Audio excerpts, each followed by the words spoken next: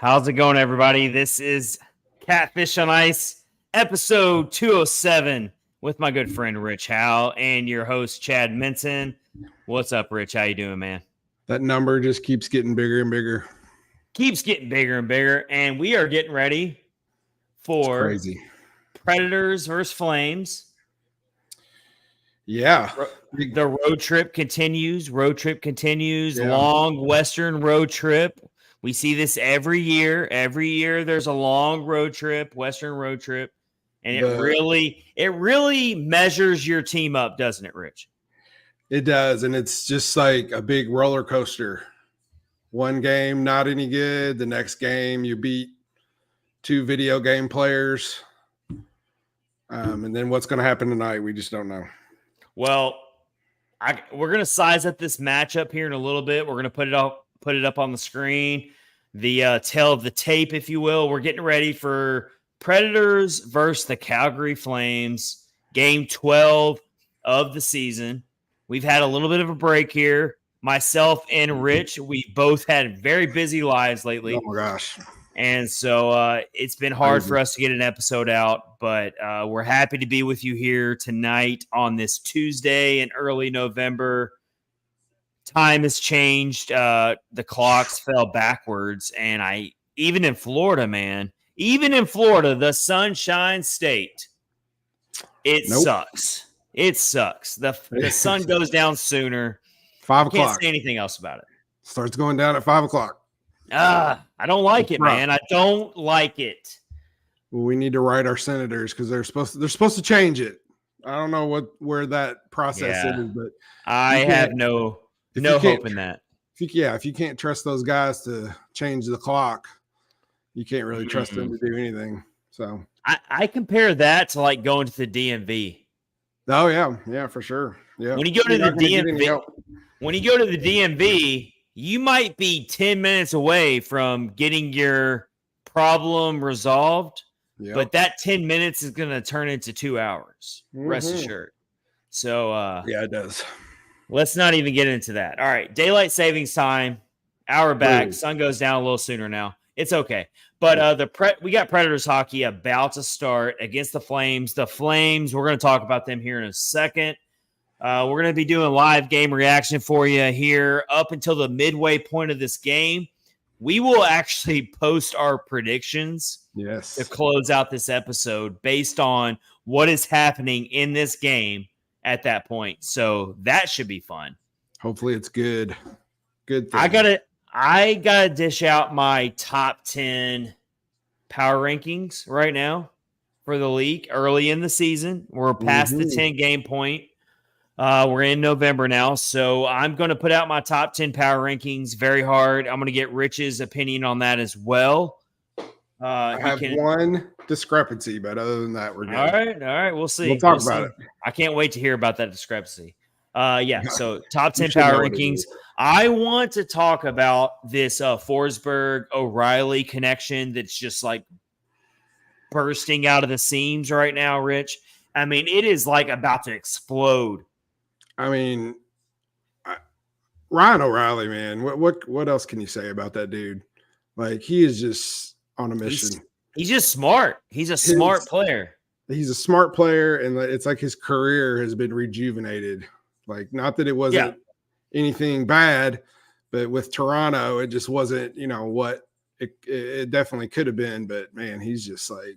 Well, he wanted to be here. That's the key. He wanted to be here. He wanted to be in Nashville. I don't think people talk about that enough, and I'm glad you brought that up. Yeah. We're going to talk about it more. Yep. But Ryan O'Reilly wanted to be here. And that, if you're a fan of the Nashville Predators and you hear a superstar player like Ryan O'Reilly, who has already won a Conn Smythe, he's already won a Stanley Cup, and he came out and left the Toronto Maple Leafs and said, I want to be in Nashville. I want to be with Nashville. And then you see what he's doing in the early going of his Predators tenure. Yeah, we're going to talk about it a little bit more. But that's awesome. Sure. That's awesome. Love it. I got a segment that we haven't done before on the podcast. It's called True or False. Love it. I've got a 4-pack of questions for That's Rich. good. I have a 50% chance of winning. Well, you can't be wrong either way because these are futuristic. Oh, it's just okay. They're in the future. These I are got you. future, true or false. So you can't be wrong. Okay, good. So I'm gonna win no matter what. It looks like Chad accidentally muted himself. There he is. There I am. Sometimes it's good to mute myself, honestly. All right. So can you hear me now? Can you hear me now? Perfectly hear you. We have some friends in already tonight too. We need to give them a shout out. Give those guys a shout out. So we got Mike Twitter, our old friend, OG Mike Twitter. He's been here since the beginning. Drop the puck happening. Yeah, drop the puck already. About 10 minutes. Then my favorite name of anybody who hangs out with us, Shaskatooth Tiger. Hi, gang. Hello, Shaskatooth Tiger. And then we got the Walking Predators Encyclopedia Predemption, Johnny. Here for another live chat. Yeah. Dude is he's just a walking database. He is. I love that. Database is a great way to say that. Yeah. So we're getting close here. We're in the Saddle Dome. One of the best stadium names in hockey, the Saddle Dome. We got Saros. We got UC Saros versus Jacob Markstrom. Let's put it up here, guys. Let's put it up here. Let's put up the tail of the tape. Preds versus the Flames. Preds versus Flames, tell the tape. If you're listening on Spotify or any of those podcast platforms, you might not see this right now, but that's why you have to subscribe to YouTube. That's why you have to watch live, either on X or formerly known as Twitter at Catfish Ice, or also on YouTube. We have a channel. We stream these episodes live. And there's the tail of the tape right there. Preds versus Flames, tail of the tape. Season stats. Goals per game. Predators are 20th. Flames are 28th. I think that 20th ranking for the Predators is extremely misleading. And I'll explain that a little bit later as we go through these stats. Power play. Predators are 11th. That's pretty good. Flames are 20th. So we all know Andrew Burnett, power play guru. Yep, running the power play himself. And we see this power play trending in the right direction, so that's good. Preds power play 11th, Flames 20th. Now the next penalty kill. Oof. Woof. I will say something about this, though. So the Predators are 31st in penalty kill, really bad. Only one other team's worse than them. I don't even know what team it is, but I know there's only one other team. They could be worse. Probably like San Jose. Oh, God. Don't even take that. Why would you take that low blow? I'm just saying. I mean, who else could it be? I don't know. All right. So Predators are 31st. Flames are 4th in penalty kill. I will say about this, the Predators are actually one of the least penalized teams in the league right now. That's a big switch. So you can say their penalty kill is bad, but I don't want to hear all these conspiracy theories if the Predators are getting bad penalties or the refs are out to get them. There's none of that. They're one of the bottom teams when it comes to average penalty minutes right now. Yeah. So let's go ahead and squash that right now. But definitely some work to be done when it comes to the penalty kill. All right, expected goals. That is it's a growing popular. It's a very growing popular stat. You can see it on moneypuck.com, which is my preferred site, but there's other sites. There's Natural Stat Trick. There's other good sites to use. All right, expected goals. That's basically rating all your chances, your high danger chances, unblocked shots, goaltending, all that stuff. Predators are 10th in expected goals. The Flames are 21st. So there you have it there. My key players for the Preds coming up into this matchup as we're seeing the national anthems go on here before this game. For the Flames, we're seeing the Canadian national anthem, which is a beautiful national anthem. We got the United States national anthem coming up as well. always a beautiful scene when you see both national anthems happen in a Canadian arena. It's one of the best things in sports. I love it. I always get chills down my spine. I'm getting it right now. It's beautiful. They're doing a veteran memorial too, which is awesome. Yes, it's There's awesome. a guy playing bagpipes. Yep, really cool. I don't have the sound on right now. I'm watching the screen, but I don't have the sound on. But I'm sure it's beautiful. Share your comments in the stream here, folks, if you're listening to the audio right now. But let me get to my key players here for this matchup for the Predators. Absolutely. So number one here, I got it on the screen here for our YouTube viewers, also on X at Catfish Ice. I got Philip Forsberg. He leads the team in points with 12. Rich, I don't know if you saw this, but I wrote a pretty big article on Predlines leading into that Edmonton Oilers game on Saturday. And I just said, look, guys, let's pump the brakes a little bit here. He's not scoring goals. He's not finishing on his chances. But the dude is literally has his fingers in the cookie jar on every goal that the Predators score. Every goal that the Predators score, Philip Forsberg is getting the apple. He's getting the assist. He's got his fingers in the cookie jar, if you will. Yes, he does. And so this past game against the Oilers, it was a coming out party for Forsberg. For Ryan O'Reilly gets the hat trick for his 5th hat trick of his career. And it was just an all-around great game. When two of your star players have over 3 points in the same game a piece, that's really, really good. I'm not a statistician, but I do know that that's good. So I thought that was your main job title, Rich. Was statistician. More than proper. More than 3 points for your star players on a given night is good in hockey. So Forsberg leads the team in points with 12 in 11 games. Pretty good. Yeah, he only has 2 goals, right? Is it 2 or 3? It's 2, right? Yeah, I think I haven't. He's getting a ton of assists. I know he's piling up the assists. He had a wraparound goal. He had a really pretty wraparound goal against the Oilers.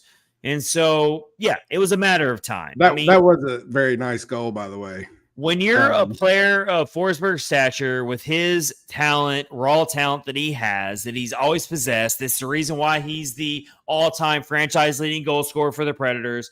It's going to come. You saw it in the analytics. You saw it. He was getting chances. He was making it work. It was a matter of time before he started really doing it. And he's still getting assists. He's still doing other things. So he's my first key player as the national anthems roll through here at the Saddle Dome to get ready for Predators Flames. Let's move along here. I mean, UC Saros. All right, let's look at his career against the Flames. Domination, folks. 8-1-1. I hope I'm not jinxing this, man. I'm not trying to. Knock on wood. I have no wood to knock on, Rich. I have no wood near me. Or something. Fake wood, anything. All right. I'll knock on tile. That's fine. All right. UC Saros. I'm just stating the facts here, folks. Don't come at the messenger. UC Saros, his career against the Predators, he's 8-1-1 with a .929 save percentage. That's pretty good, right? That sounds good. I think that's good. I'm like I said, I'm not a statistician. I don't think you have to be. I don't think you have to be to know that that's good. And then let's move on to my next play here. The puck drop's coming quickly here. All right, my next key player for Preds versus Flames. Tell the tape here. We're episode 207 of Catfish on Ice, brought to you by DraftKings and Raycon Global wireless earbuds, and also part of the Hockey Podcast Network. All right, so Alex, let's give some love to our guy, Alexander Carrier. Why don't we? I thought this was a typo, Rich. I really did. I thought it as well. I was researching this matchup. I was looking at stats. I was looking at all these different things. And I saw on Money Puck, which I trust that site, I do, but I saw that Alexander Carrier had 38 blocks. And I just had Everyone's human. Everyone makes mistakes. You never trust one source. You always have to verify. Check it. You always have to verify. So I said 38 blocks in 11 games. I'm like, I have to double check this, especially if I saw 38 blocks for Ryan McDonough, I would maybe trust it a little bit more. Or maybe if Matthias Ekholm was still on this team and I saw 38 blocks, I'd be like, all right, I'll trust that. Yeah, and it's not third on the team. It's not third in the conference or the division, whatever. It's in the entire league, third in the NHL. Third in the NHL. Blocks. 38 blocks. He's already over halfway to his season total of last season of 67 blocks. And we can trust that he'll probably pass that easily. Yeah. He's on pace to easily set a career high in that mark, but so he's been laying his body out there. Alexander Carrier, he's not getting enough respect from any of us, including myself. So I wanted to make sure I really spotlighted him here in this tale of the tape for Preds versus Flames. Let's move to my last player here, key player for the Preds in Preds versus Flames, tale of the tape, episode 207 of Catfish on Ice. It is Luke Evangelista, who is tied with 6. It's a crowded rookie race. Oh, my God. Oh, huge. Have you seen it? I saw the top, few, but my gosh, man. All right. It's a crazy, I know it's early. I know players will separate themselves from each other as the season rolls on. I get all that. But right now, Luke Evangelista is in a tie for second place with 6 other rookies for rookie points in the NHL with 7. Second. And I don't even think people are talking about Luke Evangelista. He's kind of been a little bit overlooked because he's not scoring goals. He's not Connor Bedard. He's not Connor Bedard. And he's actually tied with Connor Bedard right now. I know, that's what I'm saying. But that's who's going to get mentioned. And we got Logan. We got Logan Cooley, who's actually leading the NHL in rookie points with 8. So there's a lot of really good rookies in this league right now. We know that it's a great time for the NHL. So much elite young talent coming up through this league.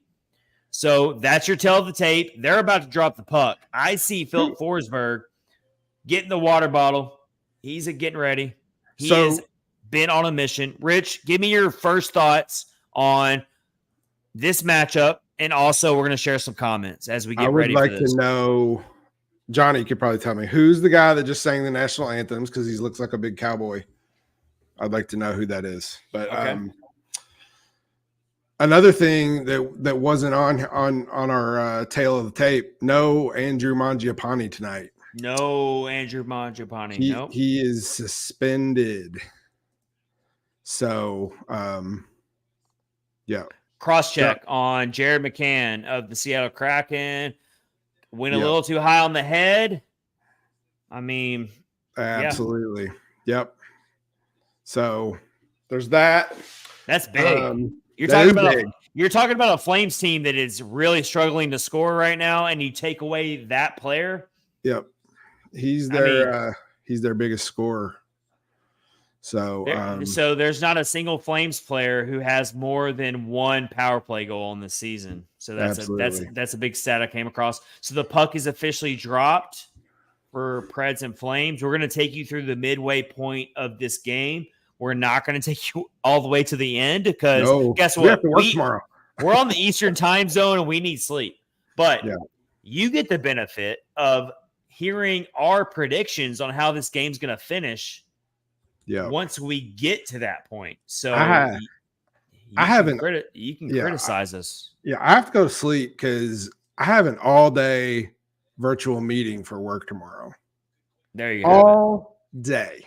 So, I'm actually off work tomorrow, but I treat the day after a podcast uploading, I treat that as a work day. Yeah. But we're all busy and we all love hockey. Absolutely. All right, we have so many comments right here. Yeah, let's see them. Let's get some comments up here. Lots of our buddies. Predemption says, I have to stay up for the whole game in hopes of getting a fan reaction down tonight. Yes, Our buddy Johnny has his fan reaction episodes on YouTube. Go follow and subscribe. He reacts to every Preds game. Every Preds game, he reacts. And he is very animated. He's awesome. He is not like me or Chad. We're not like, pretty even keel. Johnny is like lots of energy, which is incredible. It's awesome. Nikki jumps in here and says, yes, the Saddle Dome was built for figure skating and hockey at the Calgary Winter Olympics. There you go. I love that history lesson there. Yeah. I was noticing something as they were doing the anthem. You see like Preds jerseys, obviously there's always the opposing team at a home game for another team, but I always wondered, like, you live in like Canadians, it's like where hockey was born, and like how did you pick the Nashville Predators? And I know Johnny's told us before, and Nikki has as well. Nikki likes the Dallas Stars as well, but it's like wow, out of everywhere you could pick, like the Canadian teams and stuff, you pick Nashville. It's awesome.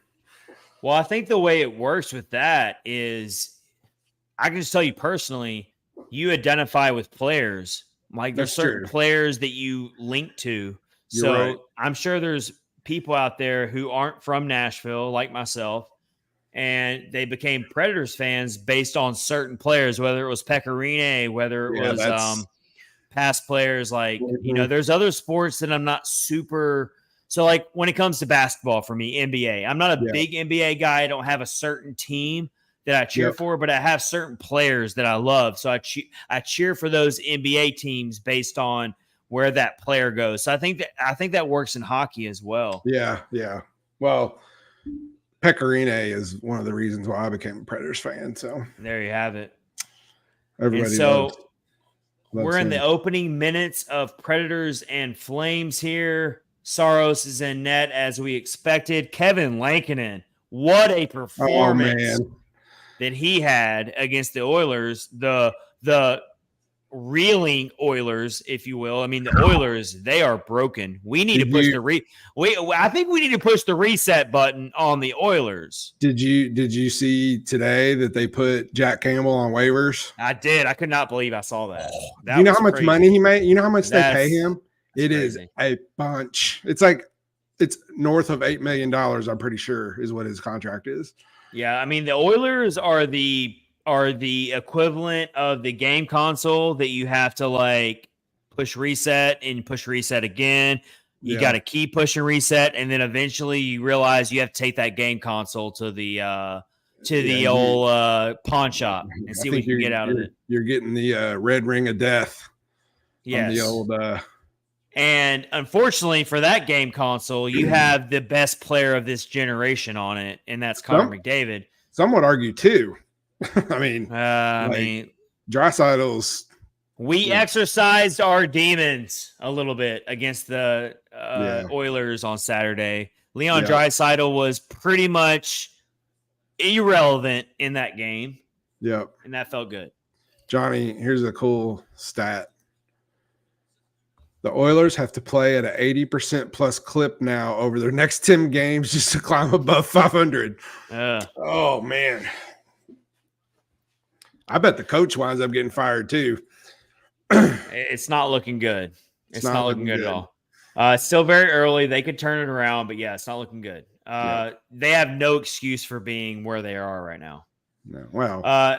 Early moments first. We're in the first 3 minutes of regulation here, Predators and Flames. And I got to tell you, from what I've watched so far, the Predators have not really gotten any offensive zone time yet. The Flames have, in fact, they have no shots on goal. The Flames have 3. I mean, we know how the openings of these games go. It takes some time. You have to fill each other out. You got to figure some things out. The Flames are a very desperate team in their own right now. Right. 3-7-1 on the season for the Flames. So they are another team that have expectations to, at the very least, make the playoffs.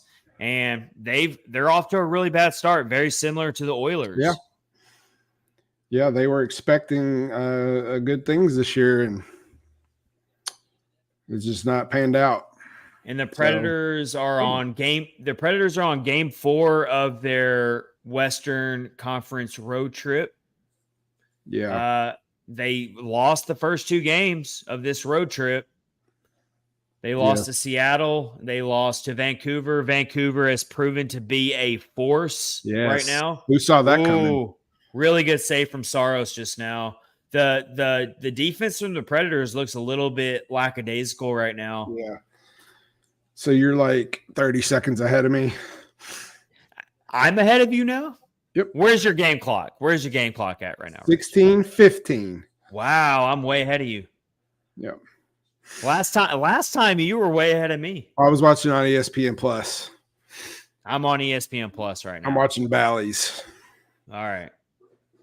So Saros has had to make some really good saves here. Yeah, I just saw the one you were just talking about. That was a good one. I mean, we're barely 4 minutes into this game. Saros has had to make 4 saves already. That's not a good clip. You don't want to have to make your goaltender make 1 save every minute of game time. But it's early in the game. Predators got to fill the game out a little bit. The Flames are a pretty disciplined team, I would say. And, as bad as Markstrom has been, Predators are on the board.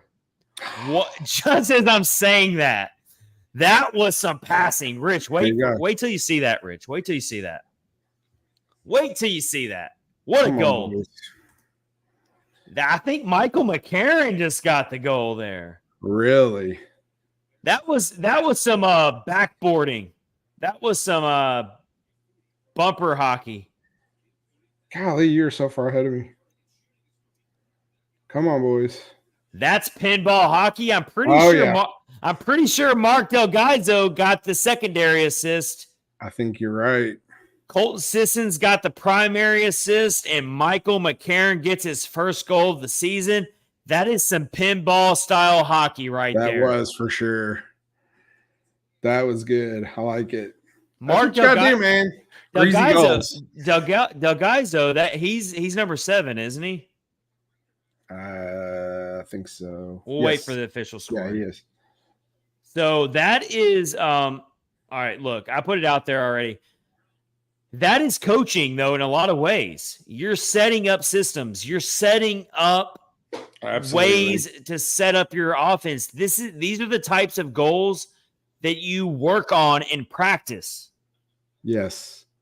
Did you see the interview with Mark Delgado after he made his debut? I did, but share it with everybody. Oh my gosh, man. They were asking him, his first NHL start, and he was just talking about his parents, and he started tearing up and stuff. And I was just like, oh my gosh, man, you're like getting to me, bro. But yeah, that was good. Great interview for sure. He was really emotional, as he should be. He's worked hard to get there. And he just got another assist. So he's got 2 assists in his first 2 NHL games. Yep. And like you said, he's worked really hard to get to this point. He's been around for a minute. Redemption says here, Andrew Burnett just took 11 games to do what Hines couldn't do in 4 years. Winning that minute. That's wrong. Come on, Johnny. Ouch. Don't go after the low-hanging fruit. Ouch. But he's right. All right. So Predators are up 1-0. That was a systematic goal. I'll call it that. Yes. A systematic goal. Yep. And they're setting up again. They're already setting up again. They're already in there. They're already hunting. That's the thing about this Predators team. And I wrote about it on Predlines talking about Andrew Burnett and his early results. He's passing the test early on. Don't get so locked in on the 5-6-0 record. Let's not get lost in all that. Yeah, it's his first 11 games as coach. And 2 of their 6 losses are against the Vancouver Canucks, who, are one of the biggest surprises of the entire league. Massive surprise in my book. And they're good. I mean, Elias Pettersson is the early MVP favorite right now. Yeah. So he has a shot, man. He does have a shot. We've always known he was good. And heavy shot. Yeah. We've always known he was good. But the point I'm trying to make here is Brunette, it's so obvious how much different this team plays. It was obvious from game one. Like game one, I was like, this is fun to watch. Like you always enjoy the games in the past, but like it's just so different, and it's actually enjoyable to watch them. Even when they lose, they still play fast, different style, and that's what They play entertaining. That's what we wanted to see. So it's pretty entertaining. They do. They play entertaining. They play a fast pace. They take risk. And I've been very adamant about this as well. There's going to be games where the Predators take the L because maybe they pushed a little too hard. Maybe they took a little too many risks. That's the feast or famine. That's the trade-off you make when you play this way. Yeah. But what really has me encouraged about this Predators team right now is they take the risk, but they're actually pretty good defensively too right now. They are. They're way better than they have been. That's for sure. We already talked about it in the opening of the episode, in the tale of the tape. Alexander Carrier has got 38 blocks, but third in the NHL right now. Going to talk about Jeremy Lauzon for a second, and I will go ahead and eat some crow right here, folks. On here it is. Episode 207 of Catfish on Ice, your host, Chad Minton, is going to eat some crow, and I will do it. I am never afraid to eat crow when I'm wrong, like some people might be out there. Not you, Rich. Nope. But other people I will out there. Totally I will eat a full plate of crow when I'm wrong. And I've been happily wrong about Jeremy Lauzon's play. I didn't want Jeremy Lauzon in the starting lineup going into the season. I thought he takes too many penalties. I thought that he's just a little bit of a head case in times, and he's still taking some penalties here and there. The dude's defensive analytics are really, really good. I've dove deep into him. I've looked at it. His defensive analytics, Jeremy Lauzon, is on par with anything you could ask for. Yeah, absolutely. I mean, and that's, it's the new coach. I mean, it's all it is. I mean, it's got to be. I knew he had potential. He showed it in Boston. He was on Seattle for the first year, and they weren't that great anyway. And then, now he's finally starting to show his worth, I guess would be a good way to put it. He passes the eye test too when it comes to Jeremy Lauzon. When you watch him on the ice, he is always in position defensively. When there's a counterattack from the other team, Jeremy Lauzon is almost always in the right position to alter the play, to alter the rush, to alter the shot. Whatever it takes, Lauzon's usually in the right position. And then let me take that even a step further to an even bigger level. And I think the player I'm going to here, and that's Dante Fabro. Big props to him this season. Yeah, we have to. You have to. Absolutely. Absolutely. He has, I think he probably saw the writing on the wall and figured, hey, man, Trotz will not hesitate to pull the trigger and get rid of whoever, unless you're Roman Josi or UC Saros. And I think that motivated him, and he's playing very well, and it's a big, huge improvement for him. So, yeah, I mean, the fact that he is solidified that role on the top defensive pairing with with Roman Josi. And I mean, he's right on cue. Jeremy Lauzon's in the penalty box. Let's take a look at this penalty here. He came flying in there. No, Interference. I hate that call. That's such a subjective call. It is. It's a very subjective call. Paging Kyle Perkins on the Fabro talk. Very subjective call. But yeah, I mean, right on cue, because I was just talking about how you're giving him all his props and. That's kind of a weird penalty. I think that's a very borderline penalty. It's like the whole game's interference. All you do is hit people. That's what I'm saying. It's a very subjective penalty, but I don't like that. It's right on cue, because I was just saying, like, sometimes that's the knock on Jeremy Lauzon is he takes some bad penalties at times. I don't think that was a bad penalty. That's just a guy playing hard. It's a joke.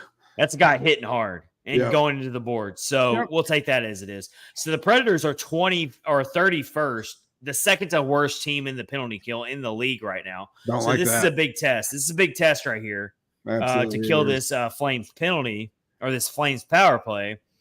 They have the 1-0 lead. Saros has made 6 saves already. The Flames are a mess right now, but I don't want to jinx it because you give up too many power plays. I already mentioned earlier, the Flames do not have a single player on their roster that has more than 1 power play goal in the season. Yeah. They're trying to build traffic in front of the net on Saros. That's kind of their power play strategy right now. Yeah. They're trying to build a bus depot in front of Saros so he can't see the puck. That's good. A bus depot. I mean, it's a good strategy. Oh. All right. Thought Yakov Trenin was gonna. Well, yeah, you don't even see what I just saw. I forgot 30 seconds ahead of you. I know. I thought I was confused for a second. I thought that's what you were talking about. Wait till you see the save that Saros just made in traffic.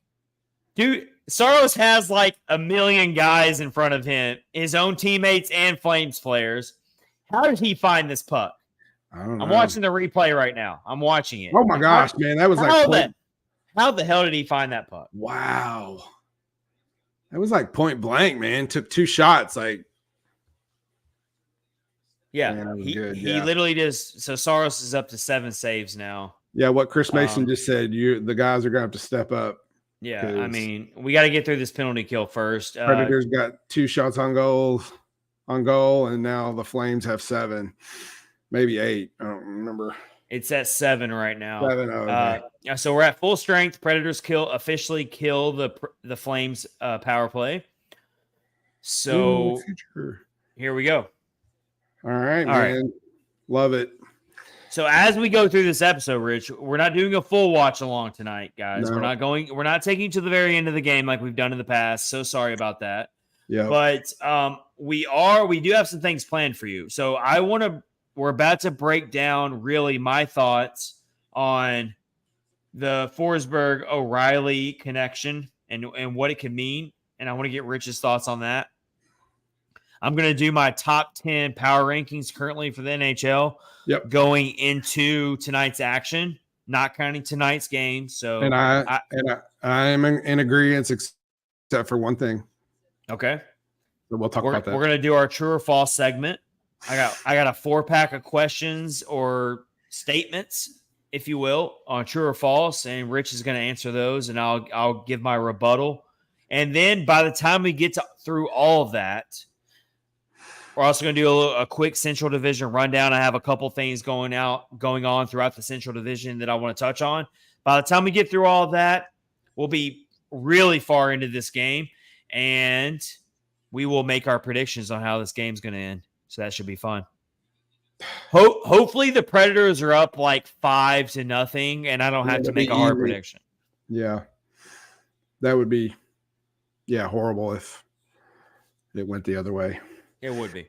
All right. So as we're halfway through the first period, Predators up 1-0 on a goal from Michael McCarron. Assist come from Liam Foudy.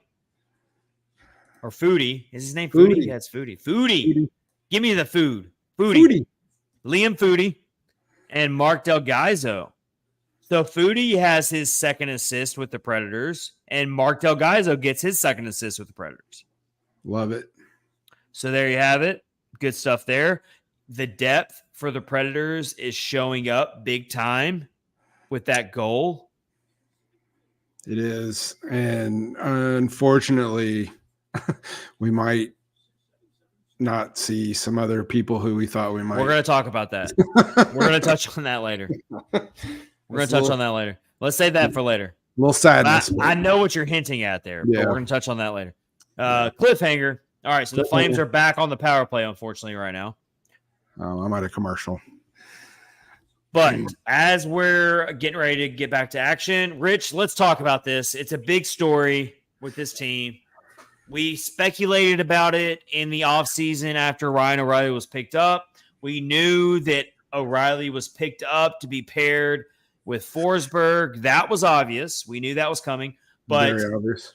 let's really break down what we see is happening right now between Forsberg and O'Reilly. And I just saw it just now. It wasn't a goal, but on shorthanded, no less. Or maybe it wasn't a flame. It's not saying that the Flames are on the power play right now. Oh, I thought they were.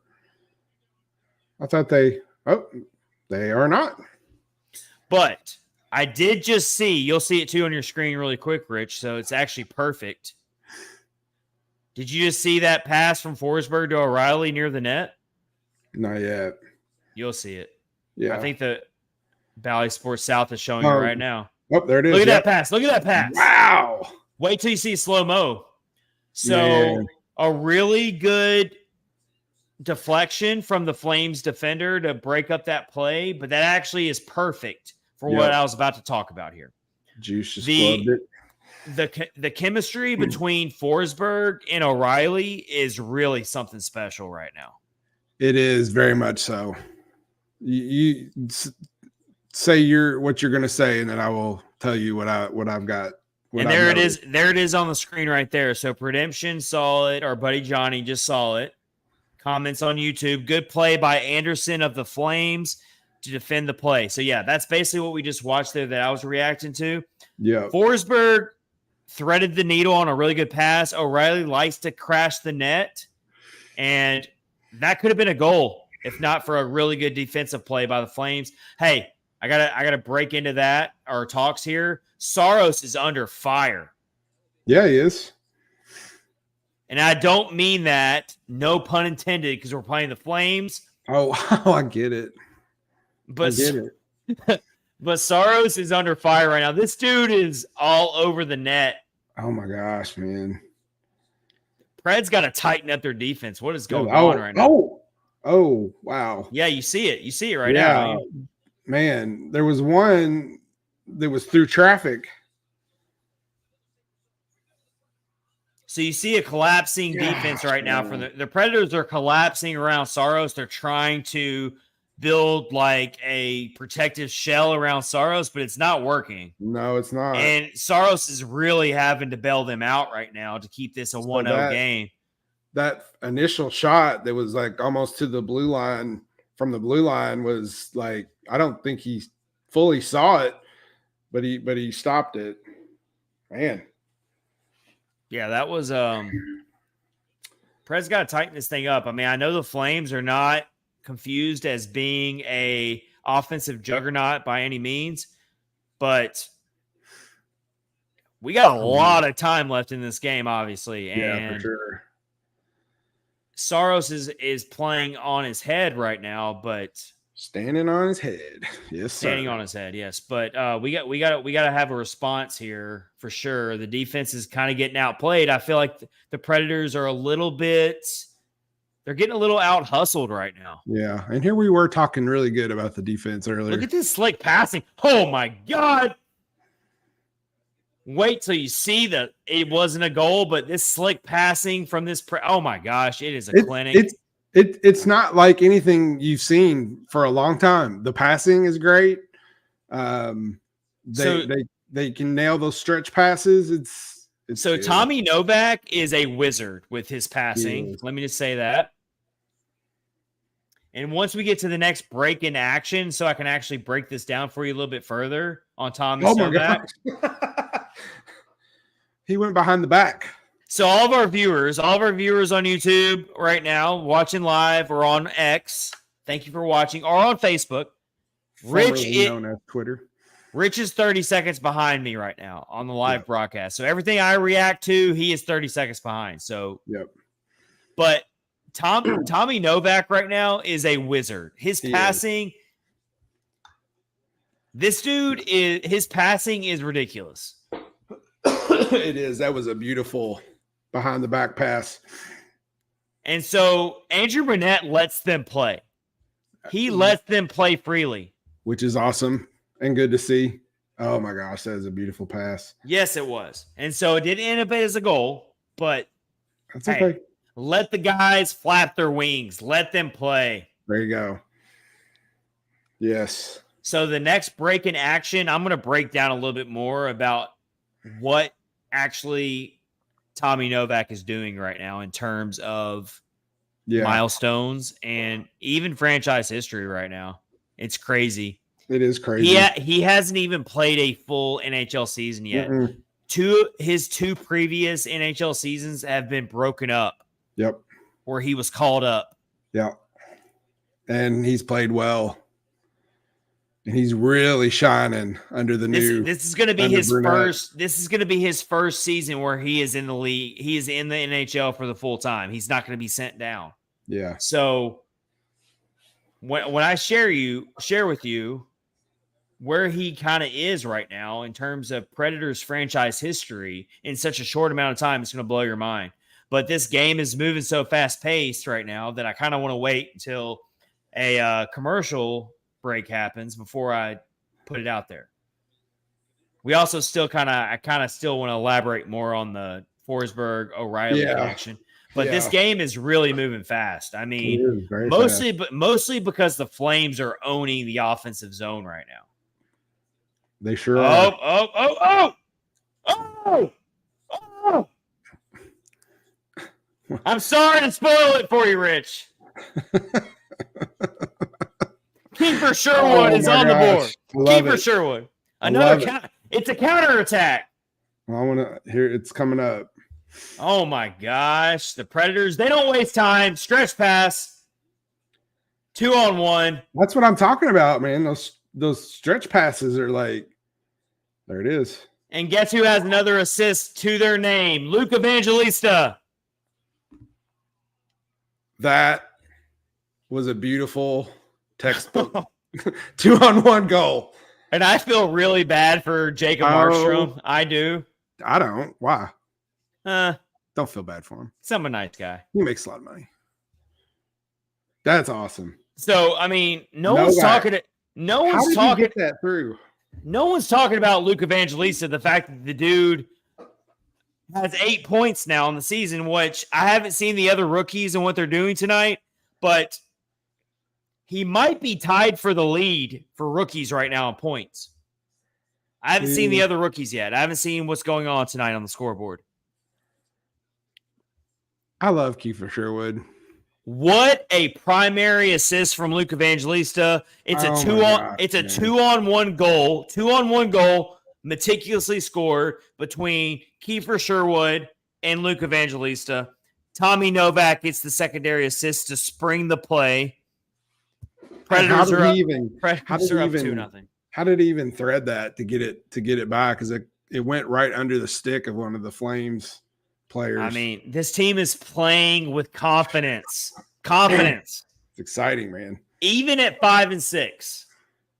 Yes. And I want to give a lot of credit to the Predators official beat reporter, Emma Lingen. She puts out so much good stuff, and she got a quote before the Oilers win. I don't know if you came across this, Rich, where she was talking to the locker room, and the Predators are 4-6. They're riding a 2-game losing streak, but we're seeing them show some positive signs. They're just not winning the actual game itself. And she put it out there. She talked to the players, and they said that the overall morale of the locker room is good. And I know fans don't like to see that sometimes when the team is losing. But even in their losses, this Predators team, there's one loss on this season where the Predators just didn't show up. And that was the first game against the Oilers.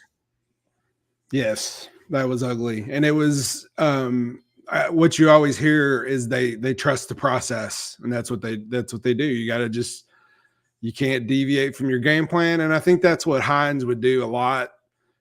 Even though I would hear them say the same thing, trust the process, but I don't think he ever did that because there was a lot of line shifting. But now, they're kind of, they're sticking with the game plan, and that's what you got to do. Valley Sports South just shared a really good stat here regarding the Sherwood, Novak, Evangelista line. And they are getting a ton of high danger chances right now. They're outscoring opponents. They're outshooting opponents. Yes. What a line. And again, let's go back to Andrew Burnett. He has identified and really found some really good line combinations, and that's coaching. That's coaching. It is. Absolutely.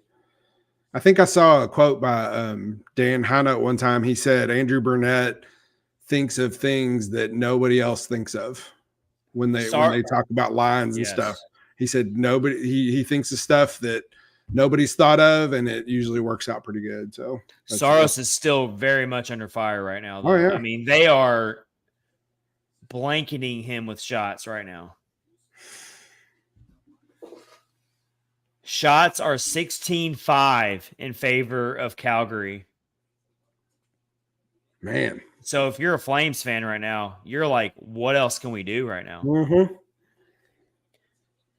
I mean, you look at the 2 goals by the Predators, they're opportunistic goals. They're very much so, yes. Seizing the opportunity when you have it in front of you.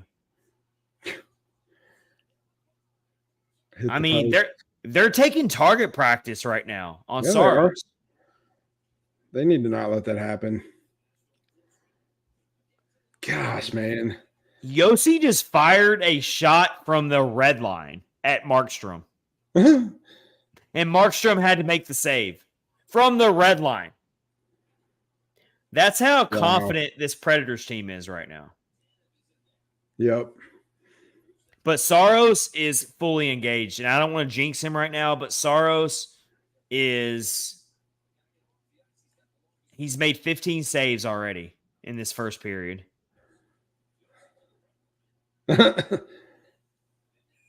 So as much as as much as I want to focus on the goals, Michael McCarron gets his first of the season. Awesome for him. Such a great 2-on-1 teammate goal from Evangelista to Sherwood. Awesome. Yes. But you know who's stealing this game right now? It's UC Saros. Oh, absolutely he is. Absolutely. It's 2-0 because of UC Saros. Yes, because it could be a lot worse. It could be a tie game. It could be the Predators are losing. You don't know. Saros is completely flipped this game over. He just had to make another good save. Another good save. I mean, it's target practice right now. And if you're a Flames fan, you're like, what else can we do right now? Yeah. Like, we can't. I mean, they just ended. So the Flames were on a 6-game losing streak going into Saturday, and they finally beat the Kraken on Saturday. So they ended their 6-game losing streak. You know how hard it is to have a 6-game losing streak in this league? You have to be as bad as the San Jose Sharks. Yeah. Womp womp. Womp womp. Poor San Jose. Yeah, poor San Jose. Yeah, you asked me why do I feel bad for someone? I really feel bad for San Jose. Yeah. But did you hear somebody said that John Hines is friends with the coach for San Jose? And he's been going and visiting the team and like been a voice in that's so wrong. A sounding board for a while. And they said he's there like once a week or whatever. And people are John Hines is never going to escape the wrath of this fan base. No way. He's going to have to change his name. Yeah. I'm Johan Haynes. Johan Haynes. He's going to have to go into witness protection. Isn't that what they do when they for the people who turn on the narcos or whatever in the drug trade? He'll get him a red curly wig and wear that. Yeah. He's going to have to move to like Des Moines, Iowa or who is this John Hines you speak of? He's going to have to move to like Sioux Falls, South Dakota. I'm trying to think of some really random Midwestern towns. Fargo, North Dakota. Yeah, he's got to move to one of those Midwestern towns and change his name. That's the only reason. That's the only way he'll escape from the Predators' wrath. Too funny. But all right, yeah, Predators are being outshot 17-6, but they're up 2-0. It's funny how hockey works, right? You know what would really hurt right now if the Predators gave up a late goal. Oh yeah, that's the worst. That's the worst thing ever. And I'm telling you right now, It's that the Predators need to tighten up on defense a little bit. They've scored their goals. Evangelistas drew a penalty. that's the worst. Flames are getting frustrated. Flames, yeah, I can't see the player right now, but Evangelistas took a shot to the head. Oh, I haven't seen the replay yet. Gosh, man. I don't want to rule one way or the other on if it was a good call or not. Let's see. Oh, yeah, that's a penalty. Oh, my. That's a penalty. That dude's probably going to get in trouble. He was targeting him. Yeah, he was. He had his elbow up. He wasn't even playing the puck. Zadarov, what's his name? Zadarov? I don't know him. Yeah, I don't either. Oh, my gosh, man. It's like he elbowed him right in the head. Yeah, and the Flames, even the coach is arguing it, but I think it's more frustration more than anything. But that was a clear not playing the puck. Dude, he raised his elbow. Yeah. Huh. Yeah, he wasn't playing the puck. I mean, I am always very objective when it comes to penalties. If it's not a penalty, I'll call it like I see it. Just spend him. But he was targeting for sure. All right, let's see this Predators power play go to work here. He deserves 4 games. That's what they gave Charlie McAvoy. For hitting somebody like that. We did it in the tail of the tape to open this episode. The Flames had the 4th best penalty kill in the league. Yeah. And the Predators are up to 11th in power play. They've really been showing us a lot.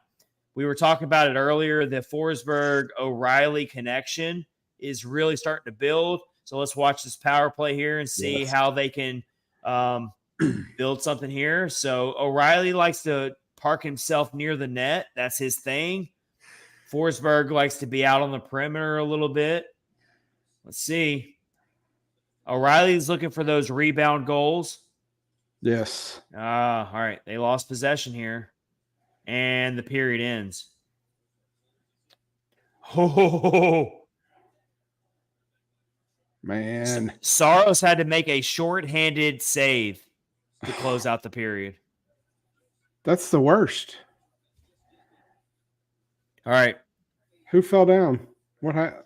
Oh, it's getting ready to end. All right. Here. So the Predators are up 2-0 despite being really vastly outshot in that period, but they're up 2-0.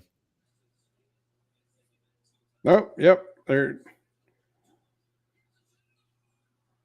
Saros. Juice stops it. I mean, what a period from Saros. Good for him. I mean, best case scenario, if Saros doesn't play the way he played that period, this is a tie game. Yeah, and it could have been worse. For sure. Huh. All right, so we're at the first intermission. We already kind of talked about the Forsberg O'Reilly connection. O'Reilly just had his 5th career hat trick. Yeah.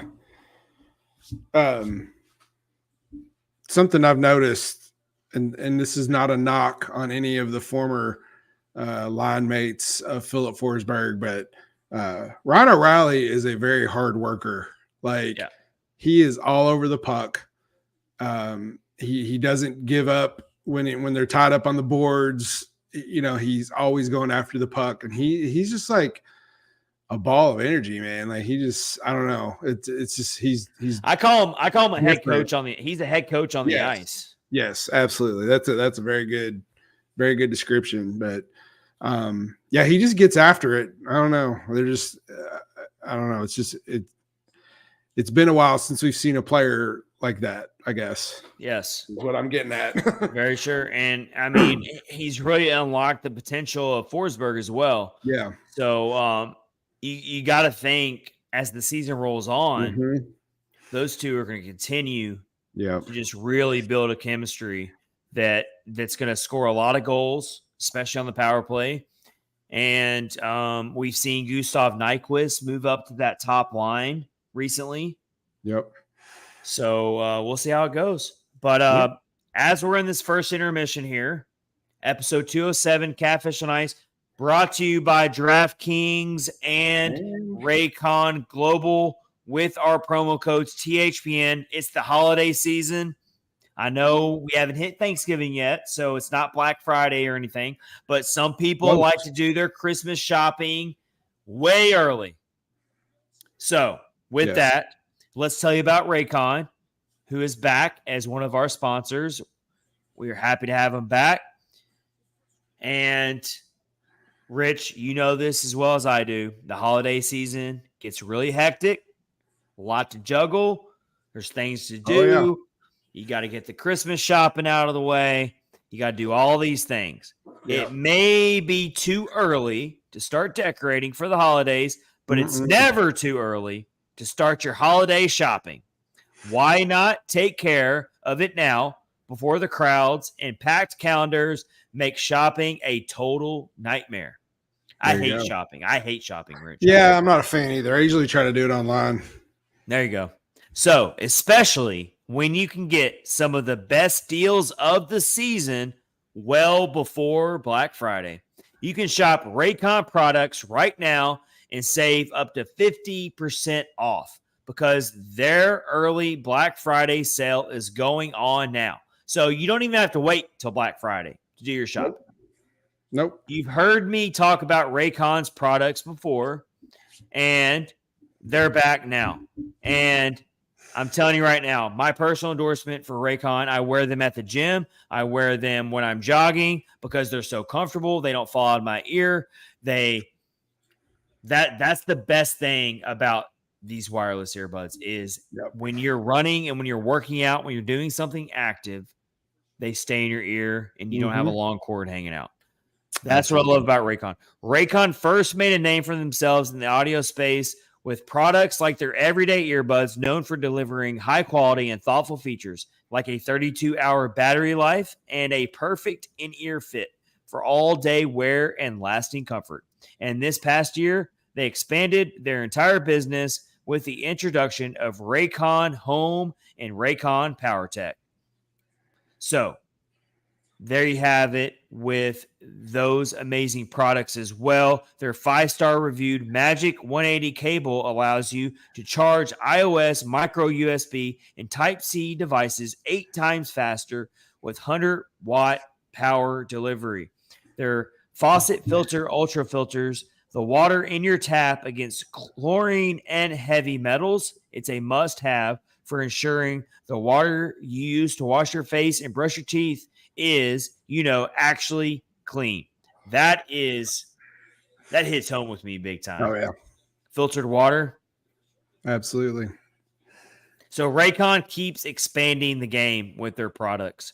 Raycon is known for delivering high quality and thoughtful features at half the price of other premium tech brands. It's no wonder their products have racked up tens of thousands of 5-star reviews. To get everyone in the holiday shopping spirit a bit early, Raycon is currently offering 20% off on their site with select products up to 50% off. So beat the crowds and save now. Trust me, you do not want to miss out on Raycon's early Black Friday sales. They have so many tech products out there, including the wireless earbuds, including the other products we just hit on.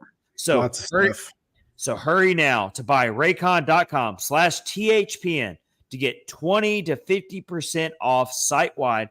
That's buyraycon.com/THPN to score up to 50% off Raycon products. That's buyraycon.com/THPN.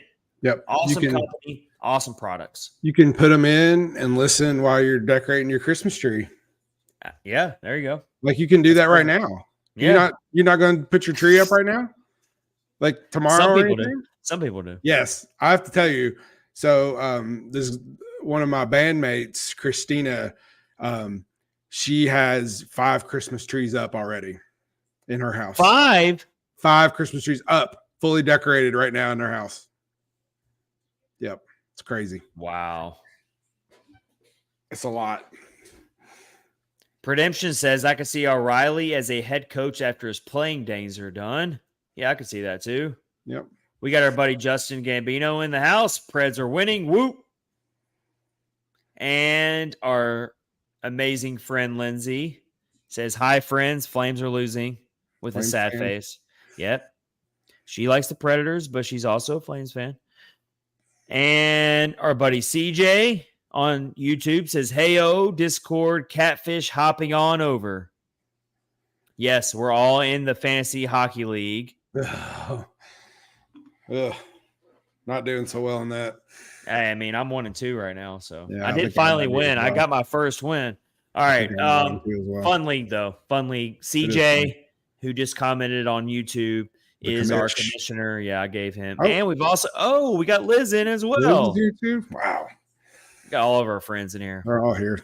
Thank you. We would love some new friends to jump in on the comments as well. If you're watching on X, formerly known as Twitter, if you're watching on Facebook, we don't get a lot of Facebook comments. Come on, Facebook.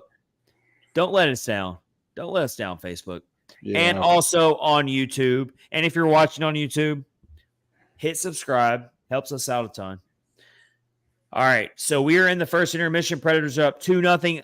Rich, if you want to fire up the power rankings here, I'm going to do. Yeah, we're going to do it, man. We're going to do it. So I got my top 10 power rankings of the NHL. We used to do our Central. What do we call it, Rich? The battle for the Central is what we used to call it. Battle for the Central Division. There it is. Look, I did it. You did it. You did something good. Let me get the screen. Yay!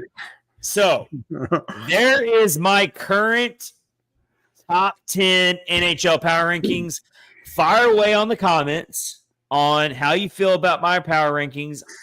I don't expect anyone to agree with me. I'm about to go 1 through 10 for our audio listeners on the podcast platforms, but you see it on the screen there. That's my personal top 10 power rankings. I'm about to give my case for each team and why I put them where I put them. We're in the first intermission here, so we got a break in the action. Predators are up 2-0 on the Flames. Let's get into it, Rich. All right. My number one team should shock nobody. No, it's the defending Stanley. I mean, you got to beat the man to be the man. All right. Oh, yeah. I've heard that. So Vegas is 11-1-1 on the season, 23 points. So I got them as my number one power ranking team. It's an obvious choice. I'm going to check you for drugs if you don't put the Golden Knights as your number one team. It's safe bet for sure. All right, let's move on to number two. No one would have expected this ranking going into the season, or even maybe a week ago. Even a week ago. In fact, the last episode we did, because we took a little bit of a break from the podcast. The last episode we did a live watch along as we watched the Predators lose to the Vancouver Canucks. I would not have put the Canucks at number two. I would never dreamt of it at that point.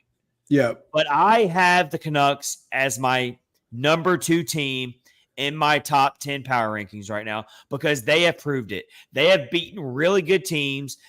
They have a MVP Hart Trophy caliber player in Elias Pettersson. They have Thatcher Demko, who I've always regarded as a type of goalie who could eventually win a Vezina, but has had some rough years here and there. He's had some really shaky defenses in front of him. He is playing at an elite level right now. Absolutely. So I got Rich, just first of all, my top two. I disagree with your number two. Oh, okay. Well, I can only begin to wonder why. I think you know why, but so Vancouver, like when they beat the Predators the first time, I was kind of like, okay, Preds had a bad game, I guess. Vancouver, any of these teams can beat any of the other teams on any given night. Then they did it again, and they're the real deal, apparently, at this juncture of the season. So, yeah, there you go. All right, so let's move along here. I'm getting some good comments. I'll share them as I get further down the list. All right, so Rich disagrees with me on my Vancouver pick. I have Boston at number 3, very controversial. So Boston is my number 3 team, 10-1-1 with 21 points. I don't know. They should be I think Vancouver has finally figured it out. They were a massive disappointment last year. They were the most they were the most underperforming team of last year. I 100% agree with that. And now it looks like they've learned from their mistakes a little bit. We'll see. They're number 2. I have Boston number 3. Number 4, I have the up-and-coming, exciting, the NHL can't talk about them enough, the national media, the New Jersey Devils. Yeah. I have them as my number 4 team. They're 7-3-1 right now with 15 points. My number 5 team. So I have Dallas further back than I would have put them in my preseason rankings. Yeah. I have Dallas. Yeah, me 5. Too. Yeah. Dallas has taken 2 losses in a row, including to my number 2 team, the Vancouver Canucks. Well, they also lost to your number 3 team. Exactly. That's why I have them at number 5. Boston. Yeah. That was a good game, though. I will say that. So Dallas comes in at number 5. I still have a lot of faith in them to win the Central Division, but they're number 5, 7-3-1. Number 6, another Central Division team, Colorado Avalanche. I'm not sure. They don't look right. I'm not saying they're awful, but the Avs. Yeah, I haven't watched them. I don't think I've watched them this year at all yet, but they're not clicking as a well-oiled elite team. Yeah, they can work out the kinks and everything can be fine, but I'm not so sure about them being among the top 5 right now. That's why I had them at number 6. I think that's a good spot. My number 7 team is the New York Rangers. I still have a lot of faith in the New York Rangers, and they're 8-2-1. One of their 2 regulation losses is to the Nashville Predators, mind you. Yeah. Suck it, Peter Laviolette. I still have them at number 7. I still think that they are a major top contender in the Eastern Conference. I like watching them play too. They're a fun team to watch. I got them at number 7. Yeah. Panarin is a fun player to watch. I like watching. Yeah, I mean, and Shesterkin has been here and there, but Shesterkin's one of those goalies that just get him hot in the playoffs and you can win a cup. Yep. So they're my number 7 team. Number 8, I got the LA Kings, a team that we've been waiting to just explode, kind of like the Devils in the Eastern Conference. Yeah. That's kind of how I look at the Kings. I got them at number 8. They're 7-2-2 for 16 points. Number 9, the biggest, maybe bigger surprise than the Canucks. But I gotta give credit where credit's due. I got the Anaheim Ducks as the number 9 team in my top 10. Wasn't it the Ducks that handed Vegas their first? Yeah, their only regulation loss. Yep. That was like a few days ago. The Ducks are 7-4-0, and they've been a team that's been rebuilding for a long time. Ducks fly together. I'm not ready to call the Ducks like a deep playoff type of team yet, but in the early going, I got to put them in my top 10. Yeah, they've got young talent. Go ahead, Rich. They got that flying V formation that they do all the time. They're really good at that. The knuckle puck, the whole 9 yards. What's the name of their head coach again? What was the guy? I don't remember what his name is. Oh, what is his name? I couldn't remember. We'll have to go back and look at that. Yeah, I don't remember. Anyway. I mean, I remember the evil head coach he had to go against. Yeah. They wore the Kings colors. They wore the LA Kings colors. They wore the silver and black, and they looked so ominous and evil. They did. All of course. And my number 10 team to round out the top 10, and spoiler alert, I don't have the Predators in my top 10 right now. You can't do that. I have them very close. I have them close, but they're not my top 10. I do have the Toronto Maple Leafs, despite some of their stumbles. I can't deny their roster. It's still so good. I feel like they're going to eventually put it together. They are. So I put the Toronto Maple Leafs at number 10 on my top 10 power rankings. We will revisit this list. I'm sure I'll do another list in a few episodes, and we'll see how much it changes. But that's my list. Maple Leafs come in at number 10. Rich, I want to ask you right now. You don't have to go past number 10, but where would you put the Predators based on this list? How far outside of the top? I would say 14 or 15, maybe, like right in the middle. I would say. All right. Yeah. Mike, we have a couple answers here on that was that's the head coach of the Ducks, right? Bombay. That is it. Yep. And he's such a bad dude. He's like at first, like he's not likable, and then he comes together and rallies the team. Yeah, hadn't played for a very long time, yet gets a tryout with the Minnesota North Stars. Yeah, but we want to know that the evil head coach. Is it this guy? I don't remember that guy's name from the first movie, but he's evil. Like he looks so bad. Like he's been in a lot of movies. The actor that plays this coach, he's been in movies before. I can't think. Someone has to get on IMDb or whatever, one of the movie websites. All right, so there's my power rankings. Rich only disagrees with my Vancouver Boston pick. Yeah.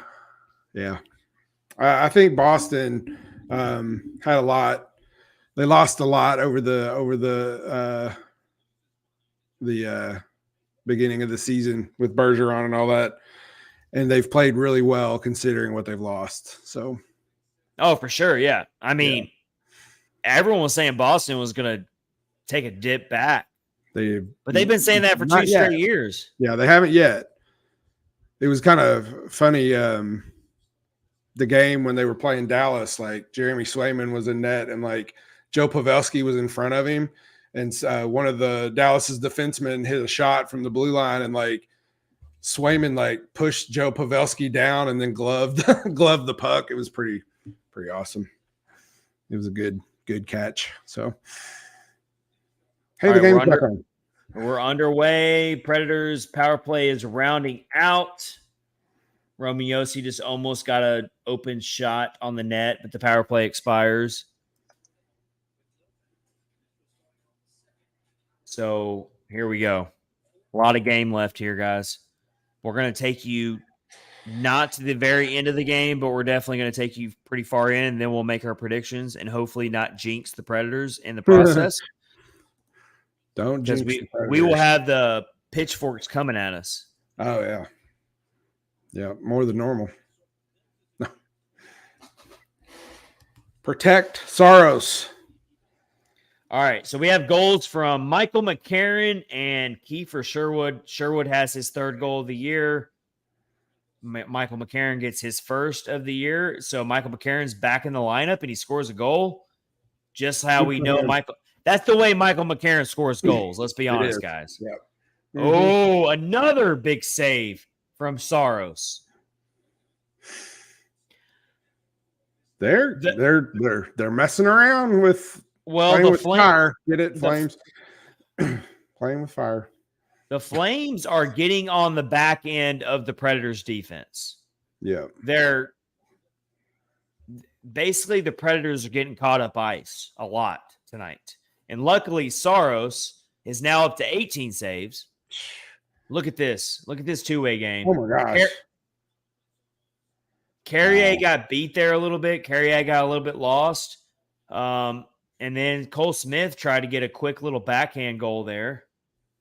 So, yeah, I mean, the Predators are counterattacking very well. That's kind of why they're up 2-0 right now. Man, that would have been a good goal. So I highlighted in the tail of the tape to start the episode. I told you that Saros is 8-1-1 against the Calgary Flames in his career. He's actually won his last 6 games against the Calgary Flames. So let's hope that's not a jinx. That was just shared by the Valley Sports South broadcast. It always is good for sharing some really good stats. So opening moments of the second period here. No jinx. No jinxies. No jinxies allowed. No jinxies. So we're about to get to our next segment here, which is going to be true or false. Ooh. You ready for this, Rich? I am. We'll keep watching this. Oh, another good chance there for the Predators. We'll try to juggle this new segment while also watching this game. Very challenging. It is very challenging. All right, new segment. It's episode 207 of Catfish and Ice. We're also about to tell you about DraftKings. Or false. We will tell you in the next commercial break, we'll tell you about DraftKings. But until then, let's start with our true or false segment. It's at the bottom of the screen for our YouTube viewers and on X. Let's start with my first question, Rich. Don't read the bottom of the screen. Okay. True or false, Rich? Preds will finish top 10 in the power play when the season ends. True. True. Absolutely true. So they're 11th right now, but obviously there's a lot of games left. So this team is showing so much promise in all aspects. I believe that they will definitely be in the top 10. Strike it into the record. Write it down. It cannot be taken out. It will be in the historical records for years and decades to come. Rich House said that the Predators power play will finish top 10 at the end of 2023-24. Put it in the record books. Never be struck out. I agree with you, Rich. And it goes back to our initial discussion about the Forsberg O'Reilly connection. Yep. If I didn't have that chemistry to build off of, it wouldn't matter to me. Even if they were still 11th and they were still getting early luck, I don't see it. My thing is, I don't see it as just luck. I see it as actually building something. That's how I see it as well. They're definitely building something really good. Even in the power play chances that they don't score on, I see them doing good things. You're not going to always score on the power play. No. Like, are you doing good things? Are you getting zone time? Are you making good passes? Are you putting the defense in really bad situations? That's what I'm looking for. And the Predators are doing that on the power play. It's only going to keep getting better and better. They're going to start getting rewarded more and more. So I am right there with you on that one. True or false? Will the Predators power play finish in the top 10 at the season's end? I say true. True. Rich says true. All right, this one's a way harder one. This one's hard to say. And I've already been labeled by some people as being a hater, but it doesn't matter. I peeked at the bottom of the screen. True or false, Rich? Philip Tomasino will be on the Predators roster past this season. False. Oh. All right. I hate to say it. I just don't see it happening. Whose spot's he going to take? I think it's a player way in. I think he is almost in a training camp battle in the middle of the season. Yes, I agree. Liam Foudy, with Samuel Fagemo. Yep. And I got so much criticism for this. Yeah, I saw before that. The season started, and that's fine. Yeah, because people love Tomasino, and I love him too. Yeah, it's not anything on. I just call it like I see it. But there's other guys still with the Admirals that could get called up eventually. One thing that Andrew Brunette is proving is that he will call guys up and he will experiment. Oh, yes. Another good save from Saros. Man, Saros is just really locked in. Another big save from Saros. Back to oh my gosh, man. Saros. Lindholm. Yeah, so Saros just made a big pad save on Lindholm. Yeah, like I know like last season and the season before, everybody was talking about how Tomasino needs to play with Philip Forsberg, and he needs top line minutes. I just don't think it's not going to happen. that ship sailed. I just don't think it's going to happen. I do think there's still a chance that Tomasino could play his way back in through injuries, through certain situations, but he's not in the lineup tonight. No. Foodie's in there. Yep. If the organization had total confidence in Philip Tomasino behind the scenes, Do you think they go out and make those waiver pickups of Fagemo, and not even just Fagemo, but definitely they don't go out and pick up Foodie? No. Yeah, I agree 100%. Yeah, it's now we can argue all night long on whether you agree with the front office decision to pick up those players. That's not what I'm arguing. I'm arguing based on facts right now. And the fact is this front office went out and made 2 waiver wire pickups that directly affected Phil Tomasino, who is in the last year of his ELC. That is a fact. That doesn't make me a hater. That doesn't mean that I don't like the player. It's just a fact. Yep. I think it's a matter of you might not be getting all the minutes you want, but are you making the best of the minutes that you do get? And I'm not quite sure. I mean, it's a hard game. So, you're not going to be a superstar every night, but I guess, he's not showing them what they need to see. I mean, that's all it is. And Foodie has another assist tonight.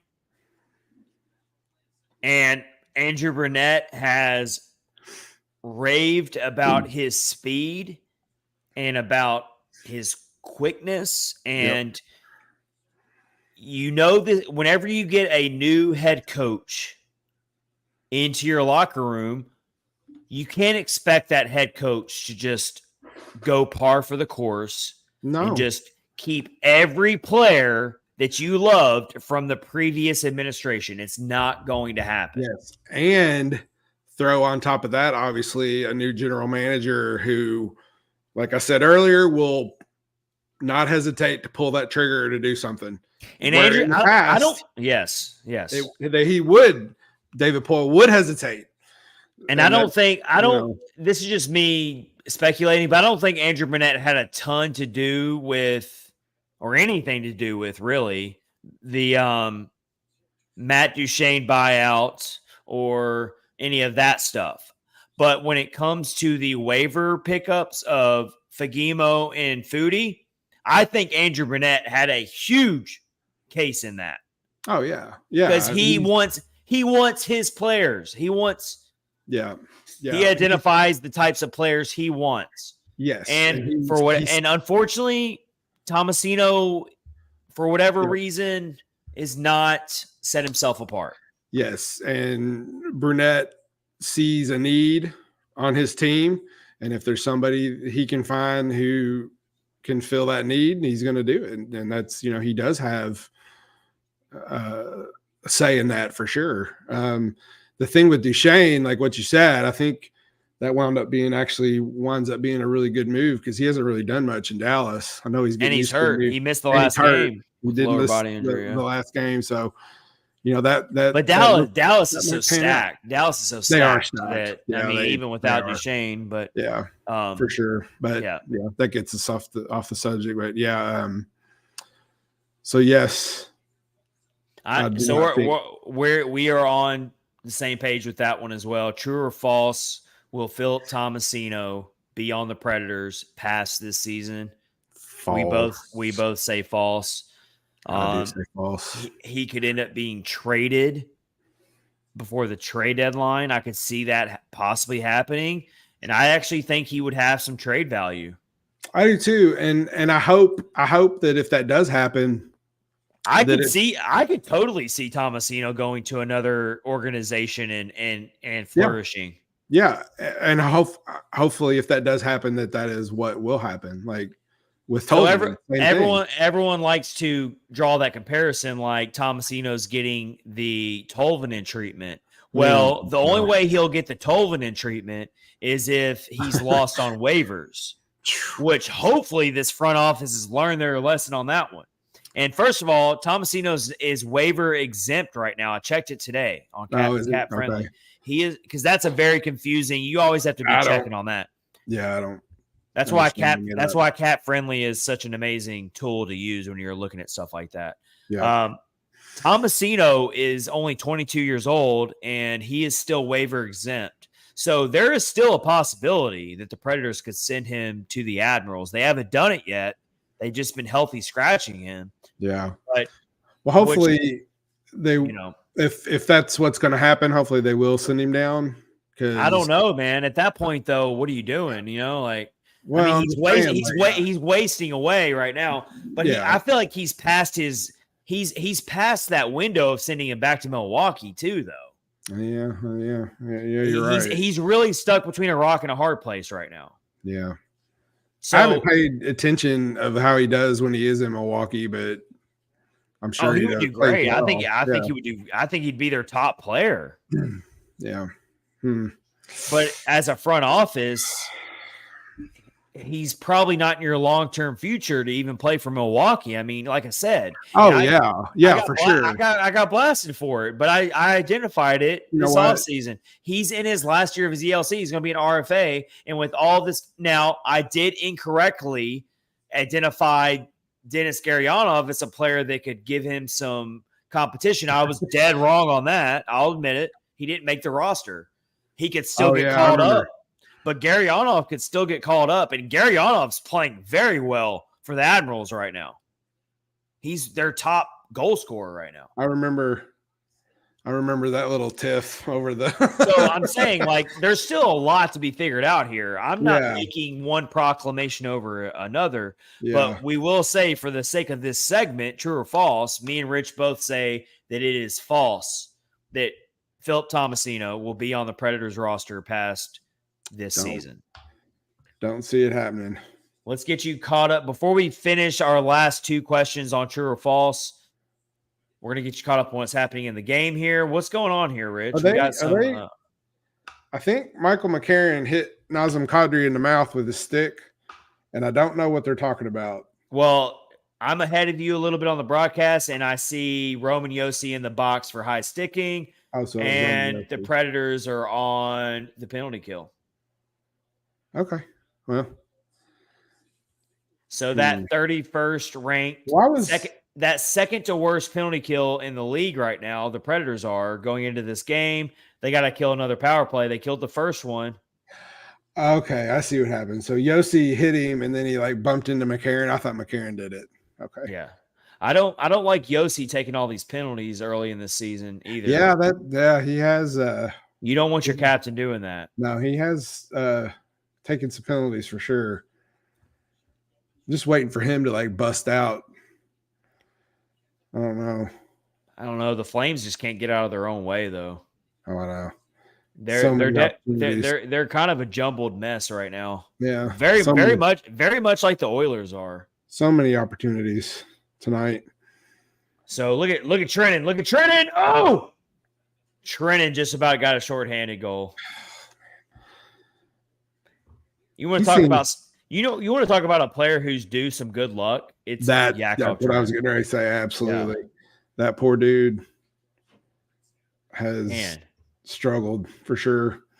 The Flames are so desperate on their power play that Markstrom is basically another skater. He is skating so far out. Oh, what a poke check. I think that was Jeremy Lauzon. All right, Rich, when you come back behind me, because you're a little behind me on the broadcast, double check. I'm pretty sure that was Jeremy Lauzon that just had a really outstanding poke check in the slot to save UC Saros from having to make a really hard save. I'm pretty sure that was Lauzon. You'll see it coming here. Should be coming to you right now. Yeah.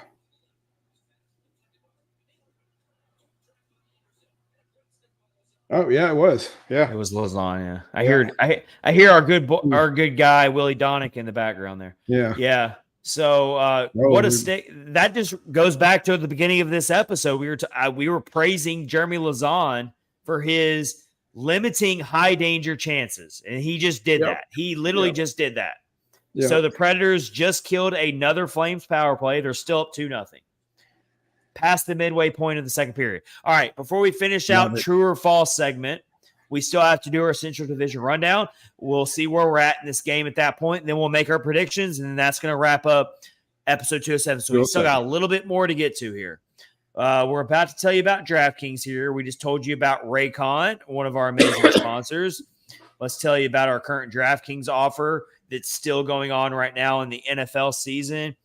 NFL season is going on strong. Oh, my gosh. Predators just about made it 3-0. All right, let's tell you about DraftKings and our current NFL offer. The NFL season is going strong, and DraftKings Sportsbook is hooking new customers up with an offer that's even stronger.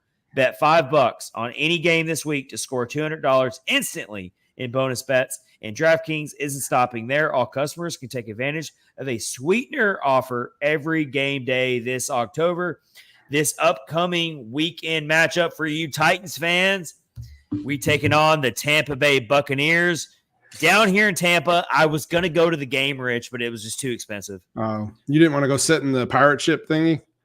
It would be really cool, but I already went to the Tampa Bay Lightning season opener against the Predators, and I dropped a lot of money on that one. Well, and I don't have the funds right now to drop. And plus, the Titans are 3-5. They're kind of dead in the water right now. NFL tickets are expensive. I wanted to go. The Titans have a good rookie quarterback from the University of Kentucky. You should know about him. His name's Will Levis. Yep. He is balling out in the 2 games he's played. He had opportunity well, that's for sure. And he was just officially named the Titans starting quarterback for the rest of the year. Good for him. So a little tie to Rich's Kentucky Wildcats. Yep. Everybody was mad when they drafted him, though. I do remember that. So they're looking kind of dumb right now, but either way, Titans Buccaneers, very much a toss-up matchup. Both teams are well out of their playoff races in their respective conferences. So, I don't even know who I would take in that game. But either way, get in on the game day greatness. Download the DraftKings Sportsbook app now and use code THPN. New customers can score $200 instantly in bonus bets when you bet $5 on the NFL. That's code THPN only on DraftKings Sportsbook, an official sports betting partner of the NFL. The crown is yours.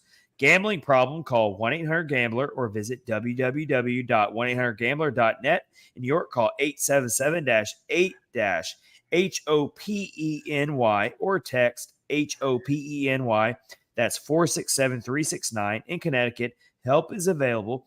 For problem gambling, call 888-789-7777 or visit ccpg.org. Please play responsibly. On behalf of Boot Hill Casino and Resort in Kansas, licensed partner Golden Nugget, Lake Charles, Louisiana. 21 and up, age varies by jurisdiction. Void in ONT. Bonus bets expire 168 hours after issuance. See sportsbook.draftkings.com/football terms for eligibility and deposit restrictions, terms, and responsible gaming resources. Did I miss any goals during that read, Rich? You did not. But eventually you're going to be reading the gambling help, whatever numbers for every state in the union. Oh, that would be the whole episode. If you're in South Dakota, if you're in Iowa, call. All right, so the Predators are clinging on to a 2-0 lead. Yep. The shots have evened out a little bit. Being outshot 23-14 right now. We got one more segment to get to. We got to finish out true or false. We got 2 more questions on true or false. We're going to do the Central Division rundown. I have a couple things going on in the Central Division I want to talk about. Then we'll do our game predictions on how this game's going to finish. We'll see how that goes. All right, Rich, let's go through these scores real quick going on in the NHL. So the Hurricanes beat the Sabres 3-2 in overtime. Any thoughts about that, really? I haven't been hearing much about the Hurricanes lately. So they're a little bit, they haven't been as good as people expected, but yeah, I thought they would be playing a lot better. But that's a good win for them against the Sabres. All right, the Lightning beat the Canadiens 5-3. They were up 4-0 in the first period in that game. I was watching that game. Kucherov, who is on my fantasy team, he's like my GOAT right now. Kucherov, he's my first pick. Y'all gave me crap about it. Yeah, it wasn't an accident though. No. Well, I didn't. I didn't have time to really go through. That's what it was. Yeah. I'm still happy with the pick, but he's been my bell cow. Absolutely. You should be happy with that. All right, let's move along here. So the Lightning beat the Canadiens 5-3. The Wild beat the Islanders 4-2. Don't really like that final score if you're a Predators fan. You want to see the Wild lose that one. Absolutely. So the Wild win 4-2. Another final score here. The Rangers beat the Red Wings 5-3. Red Wings have actually been playing pretty good. They have been. Yeah, so. Central Division matchup here. The Jets had beat the Blues. The Blues are in a hard place. How long is it going to be before their coach gets let go? They're probably heading into a rebuild now. Looking into this game right here, they lose 5-2 to the Hellebuck's my goalie, by the way, in my fantasy team. So I like that. Yeah. Let's see. If we look into it there, Bennington was the starter in this game and gave up 4 goals for a sub 90 save percentage. So let's look at Jordan Bennington's season numbers right now. Not pretty. He's actually not doing that bad. He's only played, if we look at it here, 3-3-0. No, his numbers are actually pretty good. Oh, it's not bad. 2.38 goals against average and a .924 save percentage. But he had a rough game tonight. Connor Hellebuck goes for 20 saves on 22 shots. So he didn't face a lot of shots. The Flames just got on the board. We felt it coming. Didn't see the goal. I haven't seen it yet either. See the replay here. Let's see what happened here. Good passing from the Flames. Oh, Saros probably needs to have that. Yeah. Oh, yeah. Saros has to have that. Yeah, that's a soft goal. All right. Well, Saros has been really good the entire game. He's human, but that's a goal that's a puck that Saros is expected to stop. He definitely should have had that. I mean, that leaked through his pads, and it wasn't that hard of a shot. He was mystified by that guy's mustache. So a little bit of a letdown there. Totally went. Oh, God. Flames are looking for the equalizer right now. The Flames are just like all over the Predators right now. All over them. I don't like that. Predators are treading water right now. They got the lead, but they're treading water. All right, let's finish out true or false here. All right, here's the next one. This one's on Luke Evangelista. True or false, Rich? Luke Evangelista will finish top 3 in the rookie race. Ooh. He's got an assist tonight. As much as I want to say true, I'm going to say false. Top 5, maybe. You think it's too crowded? It's pretty crowded. I don't know. That's hard. That's hard to pick. Here's how I look at it. It's very crowded. It's a very crowded race. That's the first problem. It's not even a matter of that whether Evangelista is deserving or not. It's just how crowded the race is. Yeah. I will say that your very safe top 2 is Connor Bedard and Logan Cooley. Yep. And then you got to figure out who's going to be number 3 when it's all said and done. And that is very open up for debate. And that's the whole point of this true or false here. So I am going. So let's look at some of these rookies that Evangelista is mixed up with. So you got Luke Hughes for the Devils. You've got Ridley Gregg for Ottawa. You've got Matthew Poitras for Boston. He's actually been playing really well. Marco Rossi for Minnesota. Bobby Brink for Philadelphia, who's really taken a lot of people by surprise. He was actually leading with Logan Cooley in points when I last checked yesterday. So a lot of guys are mixed in there. You know what? I'm going to say true. Oh, all right. I think that Evangelista is going to pile up a lot of points on the power play this year for the Predators. All right. As the season rolls on, we got to remember Evangelista is still so early. He's still basically, that's why he's considered a rookie. Yeah, right. He's kind of continuing on from his first season, which started last year. Yes. He's going to keep getting better. The game's going to start slowing down for him a little bit. He's going to start. We saw it tonight with the assist he had to Sherwood. Yeah. Yeah.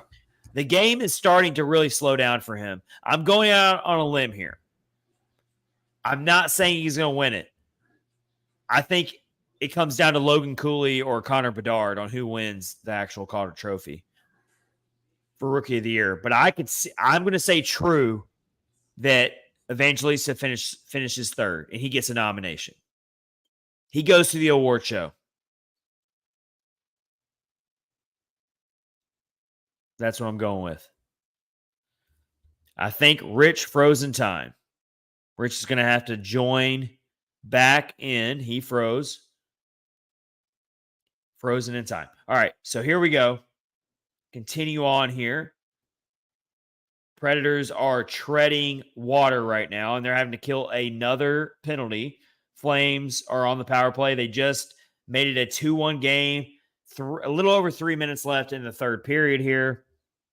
Saros gave up a little bit of I hate to say it, but a soft goal. It got through his pads. It's a puck he should probably stop under normal circumstances. Did not stop it. So that's what we have there. We have one more true or false segment to get through. I'm going to wait for Rich to get back into the stream. Internet must have failed him there. Until then, we also have to do the Central Division rundown. This is episode 207 of Catfish and Ice, brought to you by DraftKings and Raycon. Promo code THPN. All right, so Predators are trying to kill a big penalty right now to keep their lead at 2-1. There's Rich. Stupid internet. Hey, I thought, you want to hear something funny?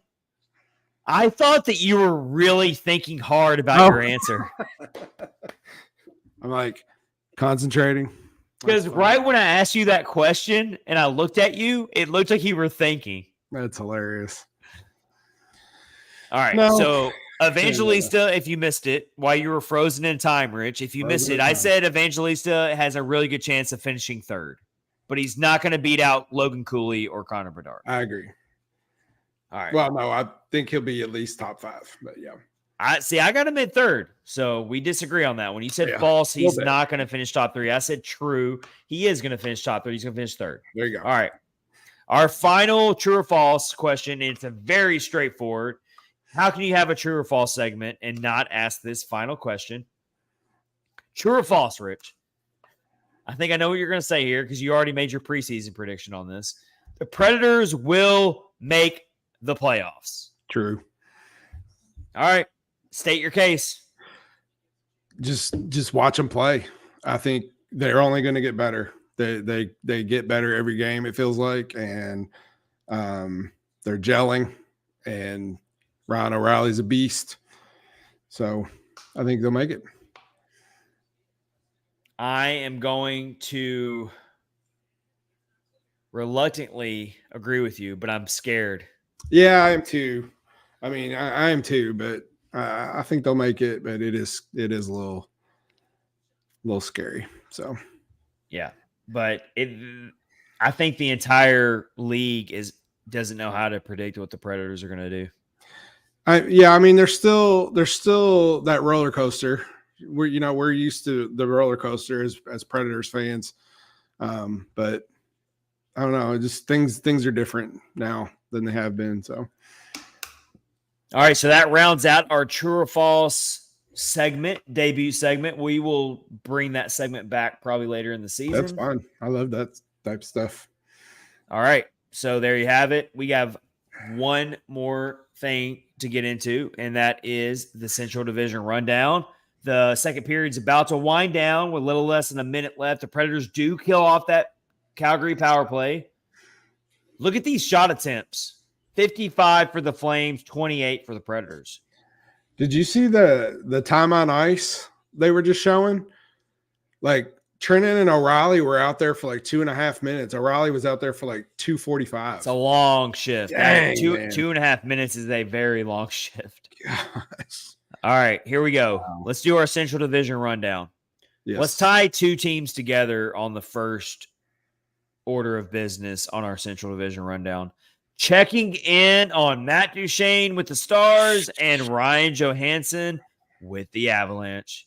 We haven't seen either one of these teams yet, head to head. Not yet. I think Matt Duchene's got like one goal, and that's it. Ryan Johansson, though, he is fitting in nicely with the Avs. Yes, he is. Absolutely. Gosh, I can't remember if Duchene scored one or two, but yeah, not the analytics for Ryan Johansson is very, very strong. Top 10 in expected goals right now for Ryan Johansson. He's got roster 5 points on the season, so he's making things happen for the Avs. He's definitely Avs fans got to be happy with Ryan Johansson. Are you pulling up the stats on Matt Duchene? Yeah, he's like a half a point per game player right now, and he missed the last game. He suffered an injury and missed the last game. The coach for the Dallas Stars, Pete DeBoer, said that it's nothing serious and it probably shouldn't last too long. So, I mean, when I think about both these acquisitions, you're talking about two teams that have Stanley Cup aspirations, legitimate Stanley Cup aspirations. And I think both Johansson and Duchene can end up being players who can really pay dividends for you once you get to the playoffs. Yeah, I think, yes, I agree. Duchene seems to, as the year goes on, he'll probably do better, I would say, pick it up some once he gets used to playing with them again. But like you said, they are a really stacked team. But Matt Duchene's got 2 goals and 3 assists in 10 games for the Stars right now. Not playing as much ice time as he did with the Predators. That is very, very clear. If you look if you look at his career, so he was playing over 18 minutes of ice time with Nashville last year, played 19 minutes of ice time with Nashville the season before. This current season with Dallas, he's not even averaging 17 minutes of ice time. Yeah. So his ice time has gone down, which should be expected when you join a stacked roster like the Stars are. So then let's go over to Ryan Johansson, who is playing for another team who's going to be battling for that Central Division crown.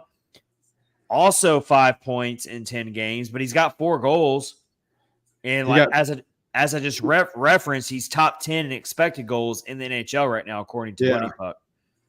He got 2 of those goals in one game against the Islanders. Yes. I'm looking at his last 5 games. Yes. He hasn't done anything in the last 4 games. Yes. So 3 power play goals for Johansson, so he's getting in on the Avs power play. Yeah. 16:25 of ice time, so even less than what Duchene's averaging. He's also getting in on the face-off circle a little bit. 53% face-off circle win, so he's winning. We know Johansson's good in the face-off circle, and he's not having to play a physical game at all with the Avs. Right. Yeah. They definitely don't. No physicality in that team. Only 2 blocks, only 5 hits. We remember Johansson when he played for the Predators in those heydays. He knew how to throw the body out there. Yeah, he did. He's not having to do that anymore with the Avs. Yeah, a little bit of an agitator, which was good too. And let's move on here to the Coyotes. My wild card hot take pick when we made our predictions preseason. Are the Coyotes a legit wild card contender, Rich? I think they are. I'm sticking to my guns on that one. I think so. Love what they're seeing. They're a fun team. The Predators, their next home game is against the Coyotes. The Coyotes have started off the season 5-5-1, 11 points. They're right in the middle of that cluster of teams, along with the Predators and the Blues and the Wild. But the Coyotes are right there, and they've got some exciting players. We talked about the rookie Logan Cooley. We know about Clayton Keller. We know about Clayton Keller. We know about their goaltending that is really good with Vejmelka and also with Connor Ingram in the mix. Yep. They're an up-and-coming team. I'm telling you right, I feel even more confident than I did when I made the preseason prediction. Yeah, you should. I feel really strongly. You should. I mean, like, they're legitimately playing really well and 100% better than they did last season. So, I'm telling you right now, when the Predators return home to face the Coyotes after this 5-game road trip, I'm not super confident. No, I mean, no one should be confident playing them anymore. So, I mean, well, the Coyotes have always given the Predators problems, even when they were a bad team. That's true. So I'm even more worried now. And I swear, if they throw Connor Ingram in net in Bridgestone, that's gonna be the ultimate middle finger. He'll have his best game, I'm sure. Something tells me the Coyotes staff is already playing that. They're plotting. Yeah, they're plotting sure. right now. They're going to troll the Predators. They're going to be like, we're going to start Connor Ingram in Bridgestone Arena when the Predators return home. And he'll play his best game, I promise you. And we'll be happy for him because that dude's been through a lot. Yes, he has. Absolutely. Absolutely. All right, so we are not going to make it into the third period. We're going to do our quick predictions. We're coming up on 2 hours, folks. So we are going to make our quick predictions. The Predators are up 2-1, third period. Rich, give me your quick breakdown.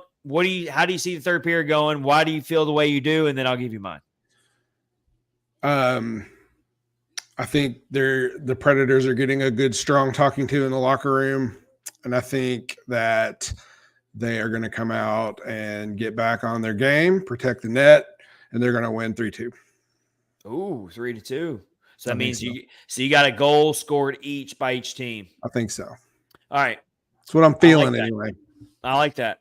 I like that a lot. All right. I actually think that the Flames are going to tie this game at 2. I'm going to go a step further. This game's going to overtime, folks. Oh, it's going to overtime. And I supremely like the Predators' chances with the open ice over the Flames. I think the Predators take this game in overtime. I'll take it. So we both got a 3-2 final score, but I think it's going to take overtime for the Predators to get that third goal. Yep. I'll take that. All right. Send all your hate mail to richhal@gmail.com. That's fine. Okay. That's not his real email. So please don't do that. That's not. I would never share his real email. All right. But for real, send all your hate mail to him. That's fine. I'll take it. I'll take it and delete it. There you go. All right. It's been a lot of fun, folks. We had a little bit of time off. We love these live episodes. Thank you for joining us. All of our friends on here for joining us live. We are going to watch this game after we get off, but it's late. It's on the East Coast. Boys. This Western road trip has kicked my butt. Man. Yes. I'm ready for those 6 o'clock and 7 o'clock start times. Absolutely, for sure. But until then, it's been fun. Let's get a Predators win here. Yep. And until then, we'll see you later, folks. Thank you for joining us. Hit subscribe on the YouTube channel. Hit follow. Yep. If you're watching on X right now at Catfish Ice, hit follow or like on Facebook. Hit us everywhere. Hit us up on our personal pages. We love talking hockey. If you go to my profile, you'll see that I always love to talk to other Predators fans and just have fun. Until then, take care, everybody. Enjoy your week. This has been Catfish and Ice, episode 207.